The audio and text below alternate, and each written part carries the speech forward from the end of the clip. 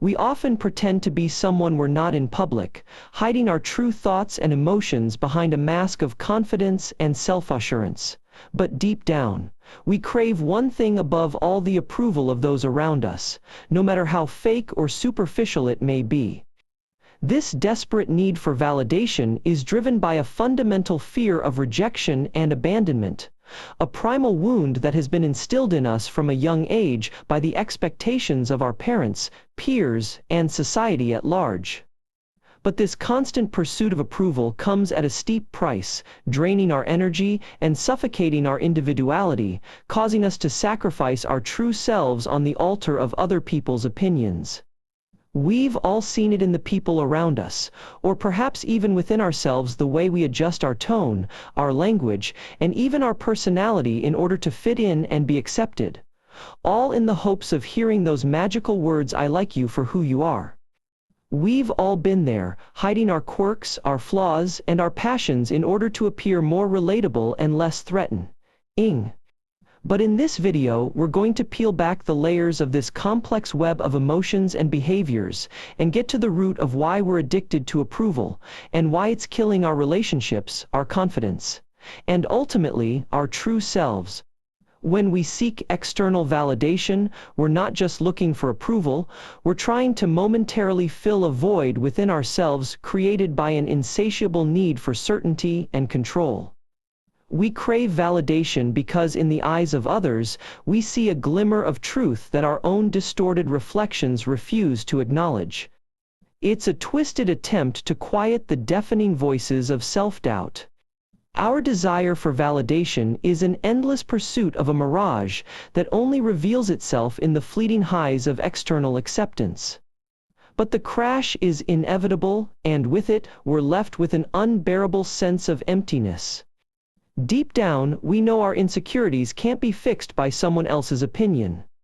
Yet, we continue to rely on external validation as a security blanket, afraid to relinquish the one thing that's momentarily shielding us from the harsh realities of our own vulnerabilities. By sacrificing our authenticity for the sake of validation, we're trading our lives for a cheap thrill that never truly belongs to us. We're trapped in a perpetual dance where our ego dictates the steps and our inner truth remains locked away in silence. The irony is, when we're desperately seeking validation, what we're really seeking is a reflection of our true selves, but instead, we end up chasing strangers who can never truly see us. The irony of self-doubt is that it's often rooted in our deepest desire for validation, a craving that's been cultivated since childhood, and it stems from a fundamental need for approval and protection from others. As we grow up, we're conditioned to seek external validation as a means of confirming our self-worth, rather than trusting our own inner guidance and intuition. But in the process, we sacrifice our authenticity and individuality. When we're socialized to seek approval, we're essentially trading our true selves for a fleeting sense of security, and in the long run, this self-deception leads to crippling self-doubt and a constant fear of rejection.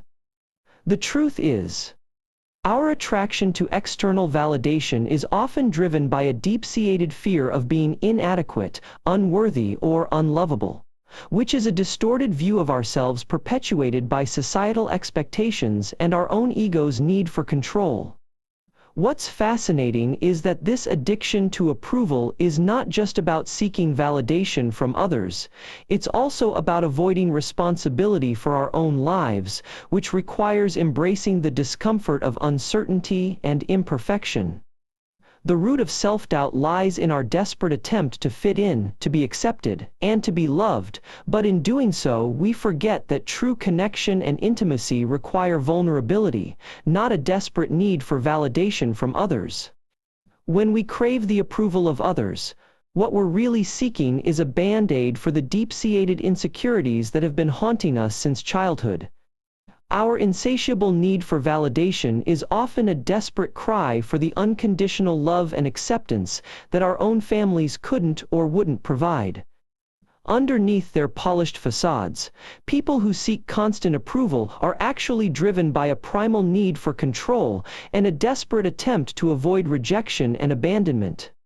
By surrendering to the whims of others, we sacrifice our own agency and autonomy, effectively trading our authenticity for a fleeting illusion of belonging.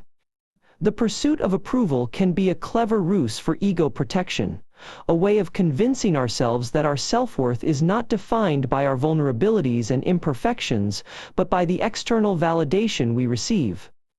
Ultimately, approval addiction is a form of self-deception, one that blinds us to the true nature of our relationships and the emptiness that comes from seeking love and acceptance from the outside in.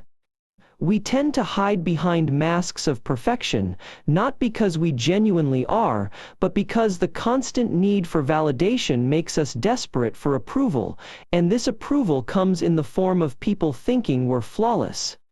We've lost touch with what genuinely excites us, but our deep-seated fear of abandonment tells us that the price we pay to keep others impressed is too high to risk revealing our true selves.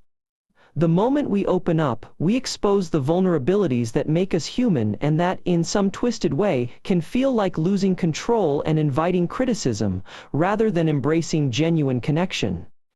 We put on the mask of the perfect partner, the ideal friend, or the exemplary team player to avoid rejection, but beneath it, we're just trying to attract attention and validation by being someone we think others want us to be. In this exhausting game of self-reinvention, we sacrifice our authenticity for the sake of social approval.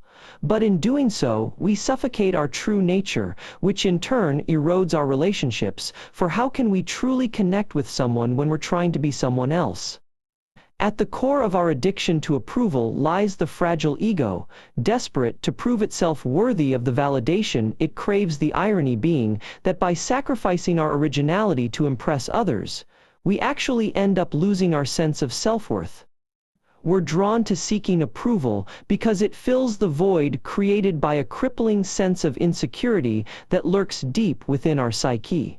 A void that we may convince ourselves is a strength, but is actually a desperate cry for validation.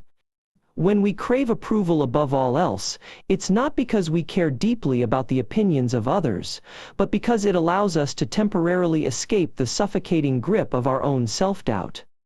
Our relentless pursuit of approval is often rooted in a fundamental desire for control, as we strive to orchestrate every interaction to guarantee a predetermined outcome and avoid the discomfort of rejection or criticism. But what if the reason we're so desperate for approval isn't because we want to be loved, but because we're desperately trying to be loved by an idealized version of ourselves that we've constructed in our minds? We can be drawn to people who validate our desires, not because they have something special to offer, but because they offer us a sense of control over our emotions, a chance to temporarily forget that we're not in charge of our own lives. As long as we're addicted to seeking approval, we're trapped in a prison of our own making, constantly striving to meet the expectations of others while sacrificing our true selves in the process. All in the name of feeling worthy of love and acceptance. Recognizing our addiction to approval takes courage, but it's only by acknowledging the truth about our need for validation that we can break free from its grasp. I encourage you to think about the role that approval has played in your own life, and how a shift in perspective might change your relationships forever. If you found this conversation helpful, be sure to like, share your observations in the comments below, and subscribe for more content on the psychology of human connection.